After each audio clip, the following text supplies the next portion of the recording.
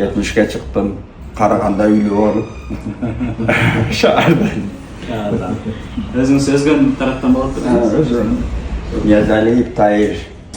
Ben razılık aytam şu kampanyalarga, işgülarga gelecek. Densoğluğun için olsun, işinerde iyilik olsun, şu bizge okşap gezekip durup kütkönlerdi daima uyal berip turgular.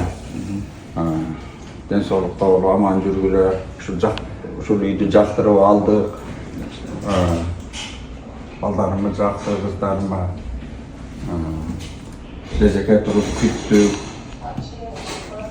Birbirine çarni nemelerini tövüp durduk. Ay sayın kısımda tabii. Ay sayın kısımda tövüp durduk. Sargara bütçem kızara jört olsun diye kütüp şol yüge iyi olduk.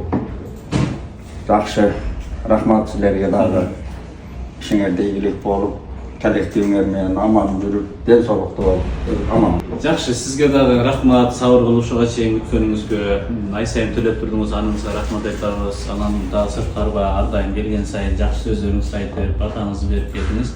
Бүгүн дагы биздин бактылуу бир кооперативдин мүчөсү Турак Жайлуу болду. Budan bu baykadan başka da Turак Жайга уруксат берген жарандарыбыз бар. Батыраак издеңиздер, сурайм сиздерден.